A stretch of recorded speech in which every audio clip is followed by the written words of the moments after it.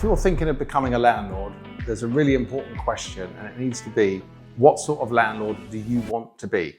When you're running a business and deciding to become a landlord, you have to decide which angle you're going to approach this from. You need to have your business ethos aligned with how you want to be as a landlord. You can be the sort of landlord who doesn't want to pay attention to maintenance, who doesn't want to pay attention to the current markets, and the sort of landlord who is really not worried about what's going on in the world, and they're just going to keep pushing those rents up on the same percentage each year to the point where your tenants are going to really struggle to live. Or you can be the sort of landlord who is going to look at your house and understand what needs doing in order to keep it in a good condition, where the current market rent should be, and the current state of the economy. You need to make sure that when you're looking at your rents going up, that they have to stay in line with inflation. They have to be staying in line with what's going on in the real world. Over the years, I've had plenty of fantastic landlords who haven't been pushing the rents every year, who've been trying to keep them down for as long as possible. Sometimes they'll be putting them up every couple of years, sometimes they'll be putting them up when their mortgage rates go up,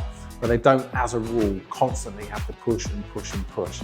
And at the same breath, I've also had landlords who every single year will go for a minimum 5 to 10% increase. They'll try and push the boundaries as far as they can.